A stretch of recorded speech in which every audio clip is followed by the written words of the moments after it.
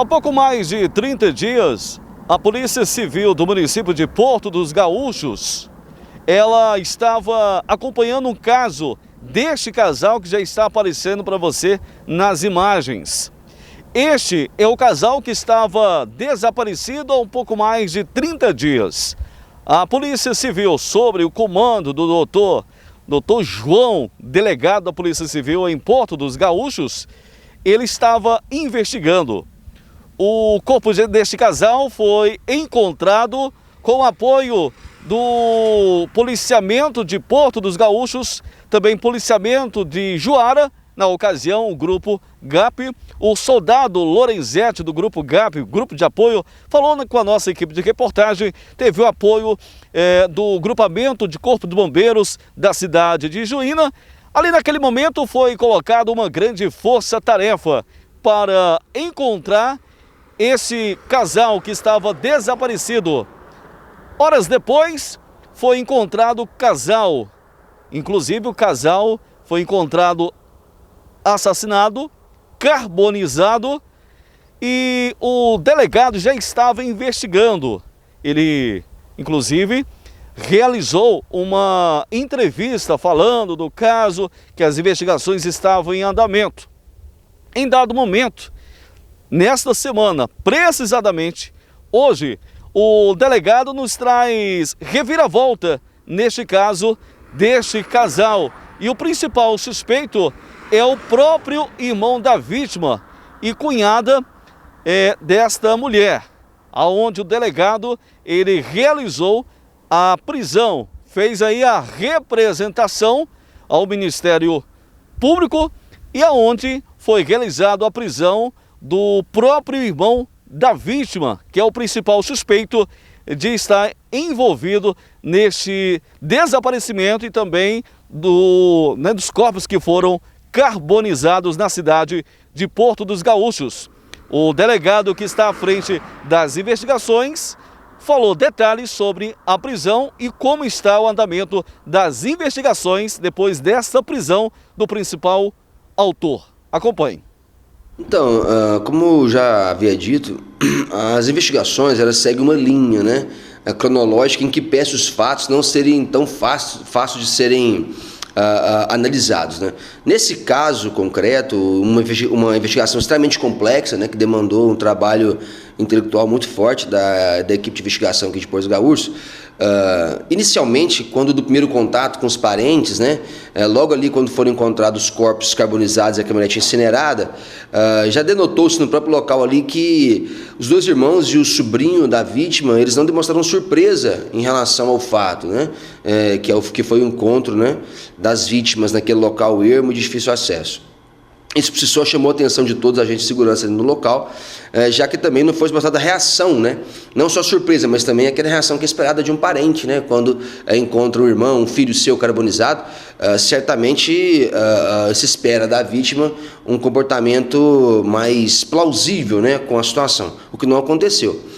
Ato contínuo foi trazido todas as pessoas que estavam no local, foram trazidas essa delegacia para serem interrogadas, né, prestarem seus depoimentos. E aqui já se notou diversas incongruências, né, conflitantes, né, os depoimentos conflitantes das testemunhas. Contudo, no dia era muito prematuro apontar, né, quem seria o suspeito, ou quem teria realizado tal crime, né? Mas de posse desses depoimentos conflitantes, enfim, foram pedidos uma busca e apreensão autorizada pelo juiz dessa comarca no domicílio do suspeito, né, do principal suspeito hoje. E lá foram encontrados documentos pessoais das duas vítimas, inclusive uma carteira de motorista da vítima Valdir, né? O que chama atenção no caso é que a vítima Valdir, segundo o próprio irmão, ela sairia de Itanhangá e iria comprar um caminhão no estado de Rondônia, o que nos fez questionar o porquê que alguém que vai sair de carro para comprar um caminhão deixa a CNH em casa, né? Fora esse fato, outros vários fatos estranhos, esse fato principalmente de ter encontrado o documento também chamou muita atenção nossa, justamente por não fazer sentido, né? Enfim, e esses documentos não foram entregues ao filho da vítima, nem nada disso. Eles foram encontrados escondidos dentro da casa. Se isso não bastasse, esse suspeito havia se assenhorado de 2 tratores da vítima, entendeu? E estava exercendo a posse deles e negociando os 2 tratores. Isso restou claro para essa autoridade que vos fala aqui que, certamente, com a morte do Valdir, o irmão lucrou, né? Ao menos com os tratores que ficaram evidenciados no momento. Mas os ouros, né, que o Valdir ostentava, que dava aproximadamente R$250 mil de ouro, o dinheiro que ele tinha na caminhonete que apenas o irmão sabia, né? Enfim, fora as outras perguntas que não foram respondidas pelo suspeito. Mas, pelos elementos angariados até então, praticamente a linha investigativa se conclui nesse sentido. Na semana que vem vai ser realizado o interrogatório do suspeito, concluído o inquérito e encaminhado ao Poder Judiciário para as medidas de praxe. Pelo que o senhor me disse aí, doutor, tanto o suspeito como alguns parentes ao derredor, sobrinho da vítima, tiveram um comportamento semelhante. E por que o senhor pediu só a preventiva do irmão da vítima? Na realidade foi prisão temporária, né? Nós pedimos a prisão apenas desse suspeito, haja vista que apenas contra ele que pesou os fundamentos, né?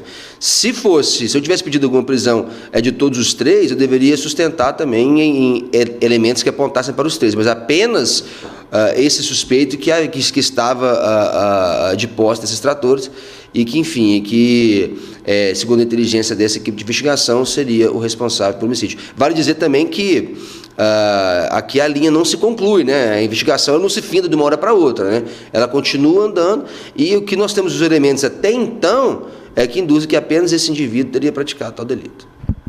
Mas os outros poderiam ter alguma participação ou pelo menos sabiam do fato? Poder participar ou não, a gente não trabalha com conjecturas, né? Nós trabalhamos com indícios, né? Até então não pesam contra esses indícios, mas caso seja encontrada algo contra eles, certamente será pesado e certamente serão tomadas as atitudes devidas. E os motivos, doutor? Difícil dizer, né? Apenas o executor que vai poder confirmar, né? A motivação ela é algo muito intrínseco, né? Então eu não posso elaborar aqui uma tese que eu não elaboro tese, né? A gente trabalha com fatos, né? E justamente após, né, o fato principal que era a negociação dos tratores é que ficou claro de fato que o suspeito estava ali que havia praticado o crime e estava se assessorando da posse dos bens da vítima. Aparentemente seria para oferir algum lucro pessoal, né? Questão financeira. Certamente. Bom, continuando as investigações, o senhor pediu também o DNA da ossada, né? Isso. Com os parentes das vítimas, né? Como é que está o andamento disso? Sim, a perícia em relação a comparação de DNA é muito complexa, né? O laudo policial ainda não foi concluído, mas os próprios parentes, né, enfim, das vítimas reconheceram números pertences, indícios que foram encontrados, reconhecendo que aquela ossada seria em tese do Valdir e da Tatiana, né? Isso a gente já dá por satisfeito esse reconhecimento, até porque foi encontrado dentro da própria caminhonete do Valdir, enfim. O que leva a crer que aqueles corpos que estão lá são de fato das vítimas desaparecidas. Assim que a perícia ficar pronta, ela vai confirmar esses dados, contudo não existe prova rainha, né, dentro de um inquérito policial, e havendo vários elementos que confirmam que poderia ser em tese aquele casal, que é o que foi adotado nesse inquérito, e o que aponta a autoridade policial, né, que seria de fato o casal desaparecido, estava dentro daquela caminhonete carbonizada. Bom, o senhor pediu uma prisão provisória, até troquei aqui, falei em preventiva, temporária, né? Temporária, né? Seria o quê? 30 dias para que o senhor conclua esse inquérito. Ele pode, através de um advogado, conseguir responder isso em liberdade. O senhor acha que, havendo isso, ele poderá atrapalhar as investigações? Igual eu lhe falei, eu não posso trabalhar com conjecturas, né? Essa prisão que foi pedida, representada, né, o juiz deferiu, ela tem um prazo de 30 dias, podendo se prorrogar por mais 30, né? Em virtude de se tratar de crime hediondo. Mas eu não posso criar elementos aqui para talvez pedir uma conversão para uma prisão preventiva, justamente porque eu trabalharia com ilações, né? A gente não trabalha com isso. Caso ele seja solto e fique evidenciado que ele esteja atrapalhando as investigações, certamente será pedida essa prisão preventiva dele.